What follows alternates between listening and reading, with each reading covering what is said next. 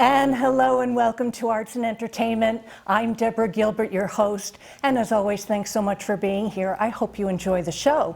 Well, before we get started, I'd like to be able to tie in my past into the guests that I have that I know that you will love getting to know. Probably most of you don't know that I am a former actor. And I was an actor for many years, grew up doing musical theater. And then when I went to college and minored in theater, I got the acting bug and took acting classes and decided that where I needed to be was New York City. So I was in and out of the city for many years and got work, auditioned, networked with other people. And one of the things that I was told is that there was a wonderful organization at that time called New York Women in Film that I just had to get to know. I had to go to their functions. And one of the things that I learned when I was participating in them is that they were fantastic. And what they offered was an internship program. And I said, I have to be a part of this organization. I have to be in the office. I have to work on events. I need to meet the membership. I need to do that. And I am honored to say that they accepted me as an intern. So I was there and I was given a mentor as a casting director, and it was just wonderful. And so I moved over to being a talk show host on cable for many years. And I was thinking recently, who would be a great guest to have on this program and kind of feature New York content? And I thought, what a wonderful opportunity to see if the organization, which is now New York Women in Film and Television, might be interested in being a guest on the program. And they accepted my invitation. So I have the pleasure of introducing you to Katie Chambers. She's the Senior Director of Community and Public Relations of New York Women in Film and Television. And Katie, thanks so much for being here today. We greatly appreciate it. Thank you for having me. It's always a pleasure to talk to a former NYWIFT intern as well. I know, it's true. Do you still have the internship program? We do. It's still running strong, and I suspect it runs very similarly now to how it did when you were an intern. We still welcome them in our office, although now it's off in our virtual office. They help us with our events. They get to know our members. And then at the end of their internship, they're paired with a mentor within our membership, which often will lead to great opportunities for them. It was a wonderful opportunity. I chose to be paired with a casting director. As an actor, you like to audition and hopefully get some work. And I was wonderfully given the opportunity to audition for one of the casting directors who was a member, and she gave me wonderful tips, and she was just terrific. And so I'm thrilled that the internship program still exists with your organization. Yes, yeah, it's a very important part of what we do. Okay, what I'd like to do is open the show with you or the guest that's here and have you talk about your background. So why don't you introduce yourself to the viewers? Sure. Well, currently, as you said, I'm the Senior Director of Community and Public Relations at New York Women in Film and Television. Very similar to you, Deborah, I studied theater in college as well as English literature, double majored. I was always interested in going into the business side of entertainment, of directing, but I found that really doing producing and some of the organ aspects, the management aspects of entertainment really appealed to me. So I did, right out of college, I started working for Scott Rudin Productions in production development, went on to work for Manhattan Theater Club, first in the institutional giving department, and then moved over to company management, working behind the scenes with the actors on their Broadway and off-Broadway productions.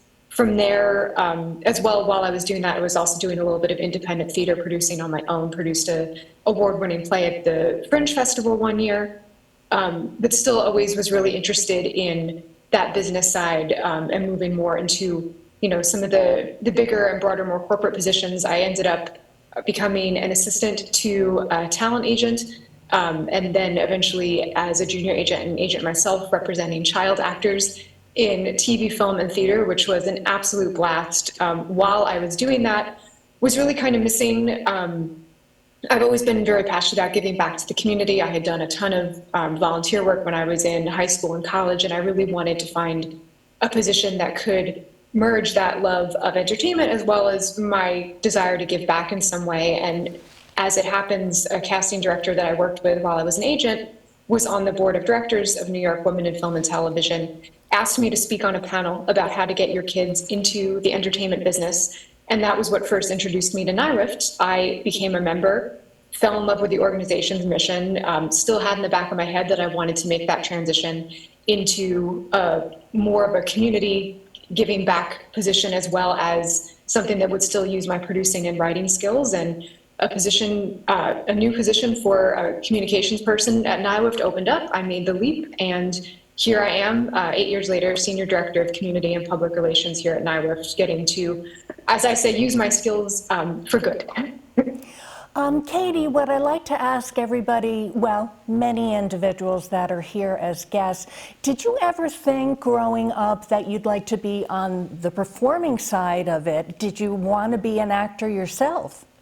Oh, sure. I feel like most people start that way. I did plenty of performing when I was in, starting third grade onward through high school, involved in every theater production we had, sang in every choir we had, played the piano, the saxophone, took dance lessons, took acting classes, was in the improv troupe. I was doing all of that while also still recognizing that maybe I had kind of a split of a creative brain and a science brain. And while I loved the performing side of things, I was fascinated by the business and the organizational side, and also recognized in myself the inability to do that starving artist mentality. Even the most successful artists who do perfectly well financially and are very successful, they still have this level of uncertainty in their lives. And I recognized in myself early on that I was not someone who could live with that level of uncertainty, and I needed to be in a position where I could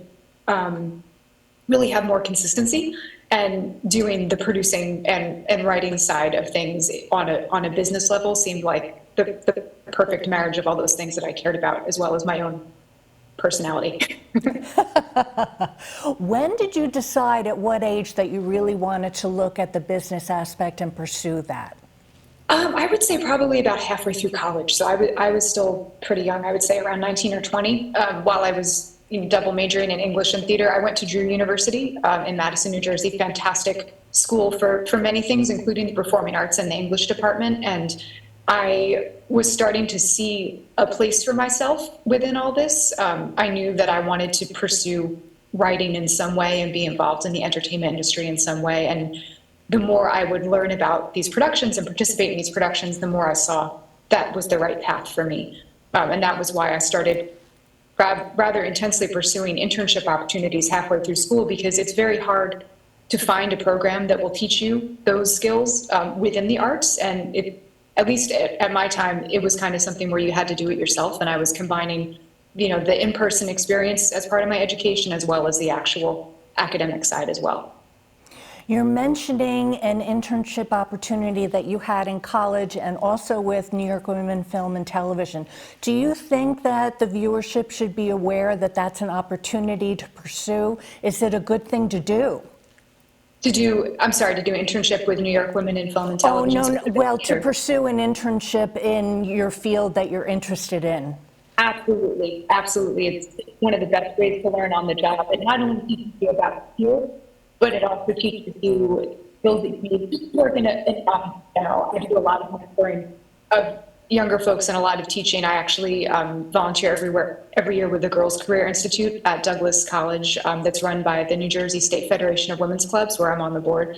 And I teach a class every year about internships. And that is, I'd say, the number one way for students to get a sense not only of who they are and what they're interested in, or also what they're not interested in, which is just important to know, but also just generally how to be a professional and how different organizations work, how offices work, how to comport yourself. All of those things, you can learn that through internships, for sure.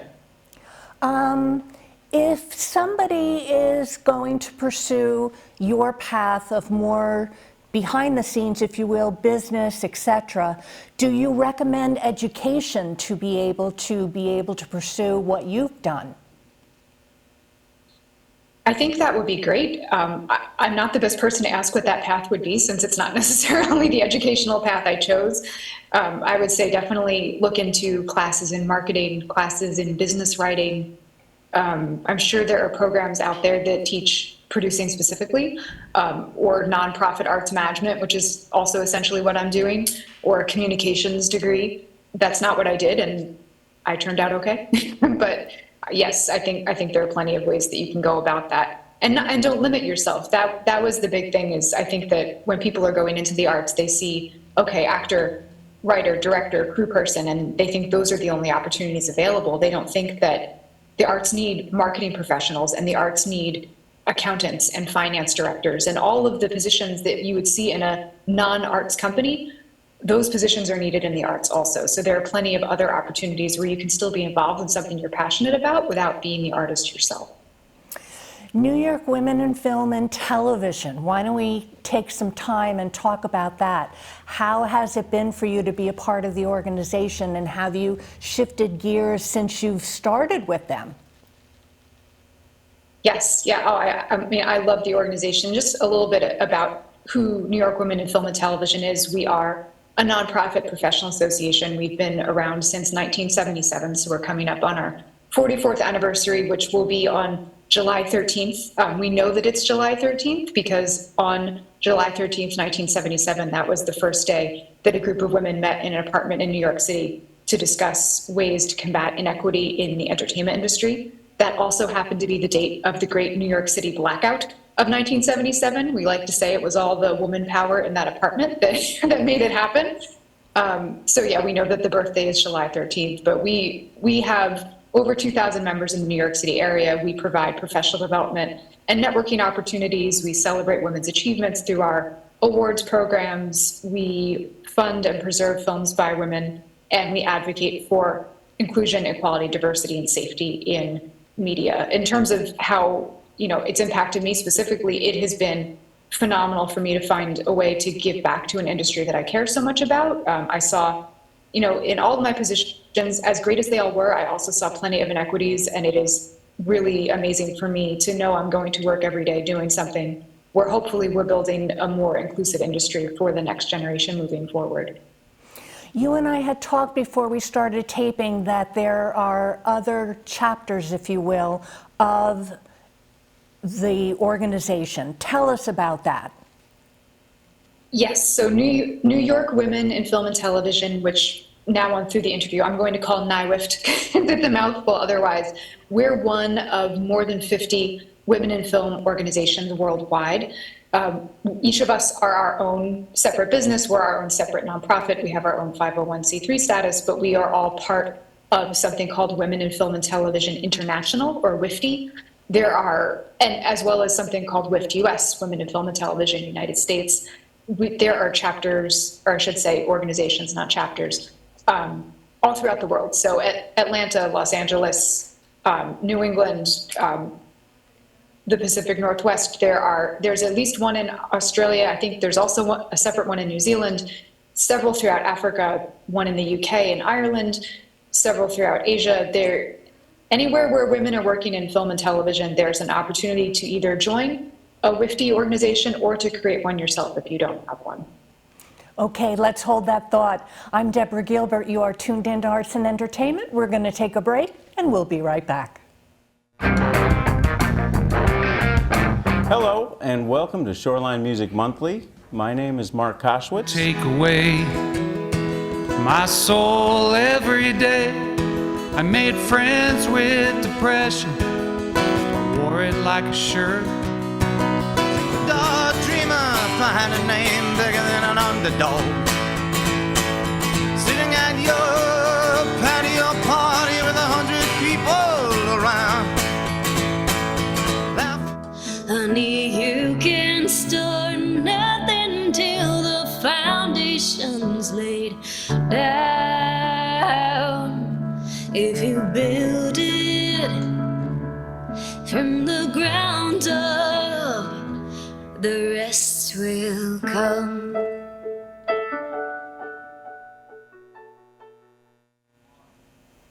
And welcome back to Arts and Entertainment. I hope you're enjoying the show. We're talking about New York women in film and television, and Katie Chambers continues to be my guest. And Katie, why don't we talk about the website, which is it's nywift.org. Why don't we talk about the website? What will the viewer find when they get there? Sure. All of the information that you need to know about us and more, all of our upcoming programs, many of which are virtual. So I know that you're coming to us from Connecticut, and we do have now, post-pandemic, our programming is really hybrid. So we do have some in-person opportunities as well as some virtual opportunities. Many are open to the public. Different talks like our NIWIF Talk series, talking about important issues facing the industry today, as well as our virtual masterclass series. The one that we're running currently is actually on-camera audition technique with casting director Amy Gossels, but we've also done programs on nonfiction audio storytelling and feature film budgeting and more. You will also find on our website news about our upcoming Muse Awards, which I'm sure we're going to talk about a little bit later, but that's our biggest event of the year, our flagship award ceremony live in person in March in New York City. You can also see our membership directory that lists all of the amazing men and women who are part of our membership, information on our scholarships, on our filmmaker funds, our awards programs, resources for people who are looking for more information about statistics on women's inclusion or lack thereof in the industry, as well as an emergency resource directory for people that are in the industry who may have been hit financially. We started that during COVID. We've continued it now throughout 2 strikes. The business is still struggling, so it's important that we're making sure everybody has access to the resources they need. So we gather all that information there. We also have recordings of a lot of our past virtual programs that could be watched on our website. You had mentioned the Muse Awards, so why don't we take a moment and talk about that? Tell us what that's all about. Yes, that is our award ceremony for women of vision and achievement. This year will be our 44th annual Muse Awards. We've done it almost every year that NIWIF has been in existence. Much like our organization, it started small and then it grew to something much larger. We celebrate amazing, talented women who are making change in the entertainment industry. Every year we honor several actors, an executive, a director, a journalist, an activist. We bring our community together for an amazing gala awards luncheon. This year it's going to be Wednesday, March 27th at Cipriani 42nd Street. You're catching me just a few days before I'm allowed to tell you who the honorees are, Deborah. I'm sitting on that information right now, and I so badly want to share it, and I can't. But you can go to our website and see the list of past honorees. You know, all of the greats. We've honored Meryl Streep, Nora Ephron, the director Julie Dash, actor Sandra Oh. You name it, they've been honored by the Muse Awards, or if they haven't been yet, they will be soon. It's an amazing way to celebrate how far women have come and how far we still need to go in the business. It's a really inspirational day. You and I also talked about, before we started taping, about what it is for someone to become a member, and I know there are many viewers that may be interested in doing that. Do you accept anybody from Connecticut to be a member, number one? And number two, what are the details for somebody to become a member of the organization? Sure. Well, first of all, don't let the word women in our name fool you. We welcome the participation of all genders and encourage the participation of all genders as long as you are on board with our mission of inclusion and equality in the industry. You are on board with us and we'd love to have you. Yes, you do not have to be in New York to become a member, particularly now post-pandemic when so many of our opportunities have been and continue to be virtual as well as in person. There are plenty of ways for you to be involved from afar. You do need to be a professional in TV, film, or a related industry, and especially given that we're New York based, that includes theater, Broadway, journalism. All of those count towards your 4 years beyond entry level in order to be a full member of NIWIF. If you are involved in the business, say, as an intern, as a production assistant, you've been working professionally, but you just don't have those 4 years yet, that's okay. We have something called our Next Wave program for early career professionals, and you're welcome to apply to join as part of that. The events that you have during the year, is the general public allowed to attend, or is everything members only? No, I would say most of our events are actually open to the general public as well. Members usually get a significant discount. We do have a few members-only events throughout the year, like our Salon Conversation series. We also will have some financial planning benefits that are available just to members, but no, we welcome and encourage the public to attend to get to know us and hopefully join us. Yes, I would think so. I think it's a wonderful organization. I hope that everybody goes to the website and see what you're all about and gets involved in the events that you're having. What does the future look like for the organization? Do you have a 5-year plan? Anything that you'd like to be able to accomplish? Sure. I mean, we recently introduced in the last couple of years our Creative Workforce Initiative. We've been doing a Creative Workforce Summit every year, bringing folks together, and I say every year since 2019. We started it in 2019 in person. We did several virtually given the pandemic, and then we returned in hybrid form again this year in person at the Paley Center in New York City and online. And the Creative Workforce Initiative looks at some of the major issues that are facing industry today and brings together thought leaders to discuss a pathway forward.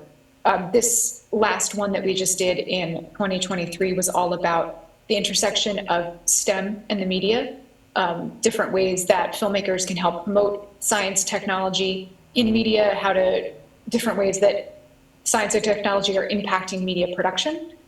Going forward, we anticipate that we'll have more STEM-related content as we go. Currently, we have the second kind of a companion piece series to that is our Science in Motion screening series that's going on right now at BAM, Brooklyn Academy of Music, every Tuesday at 7 p.m. from February into mid-March. We have a program of different films, all related to STEM, all by women filmmakers, most of whom are our members. Those are free and open to the public, and I definitely see us talking more and more about science and technology, particularly as it becomes more and more of a conversation of how it impacts the lives of creative workers.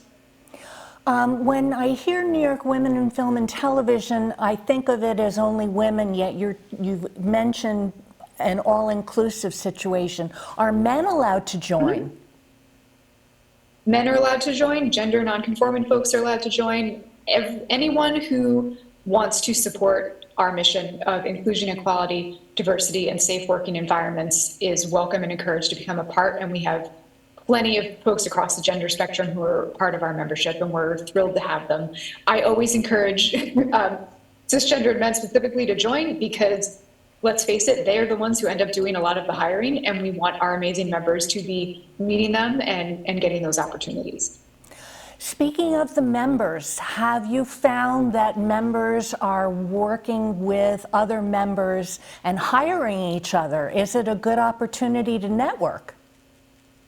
Definitely, definitely. We have monthly networking nights. We call it the NYWIFT Night Out. It's often in person. It's sometimes virtual now given post-pandemic in our virtual world, but we always have a monthly networking opportunity, and I will frequently see folks come to those and fill up the positions on their crew or make that important mentorship connection that ends up being a lifelong friendship and professional collaboration. It's really amazing to see. And those are just the targeted networking opportunities, specific networking nights where we're expecting folks to do that. There are plenty of opportunities to make those casual connections through NYWIFT along the way, as well as reach out to each other through the membership directory. And, I have to say, as someone who worked in entertainment in other positions before coming here, I went to a lot of these networking events, that are quote unquote industry nights. And there's something about the NYWIFT community that is just so much more open and welcoming and not cliquish in the way that some of these other places, unfortunately, can be sometimes. It's really delightful to see. When I hear New York Women in Film and Television, you mention more of other opportunities to be able to become a member, such as Broadway, etc. How do they figure out that they can become a member or get involved with the organization if they're in other fields of entertainment? They just talk to us, talk to our membership team. The information is on our website at nywift.org/join. They can email us at membership@nywift.org. They can call us at the phone number on our website, and we're happy to talk them through the process. But we definitely want folks to apply and inquire about it, and we're happy to work with you. Tell us about the office. I enjoyed it immensely when I was there. It got me the opportunity to see how the organization works, interacting with other colleagues that are in the office and interacting with the members. Is it worth pursuing working for the organization? It's absolutely worth pursuing working for the organization. I mean, I will say at the current moment, we're a very small team, so we don't have, an open position right now, but we have our internship program, which is fantastic.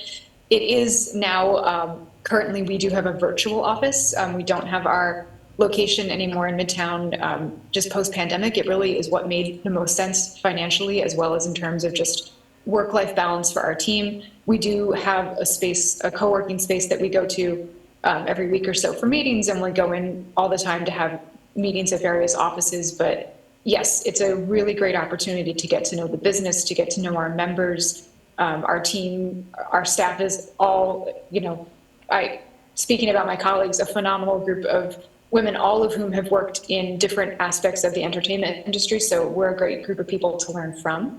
And we definitely welcome anyone who's interested in interning with us to reach out. And I have intern in my background. You're talking intern and how important it is for the organization. Are there stipulations and requirements for somebody to intern with the organization? They do not have to be a current student. We encourage current students to do it, but no, they just need to be an early career professional or someone who's looking to move into the entertainment business. Ideally, somebody who has really top-notch communication skills, as a lot of what they end up doing is communicating both verbally and written, and also in person at our events with our community. But no, it's open to anyone, and we encourage people who are looking to make that break into the entertainment business to apply. Well, I want to thank you very much. We've run out of time, and I greatly appreciate your time being with us today. Thank you so much for having me. And I'm Deborah Gilbert. You have been tuned in to Arts and Entertainment. I hope you had a super day today. Thanks so much for tuning in. In case you need to reach me, I'm at artsandentertainment@mail.com. Thanks again for being here. I'd see you next time.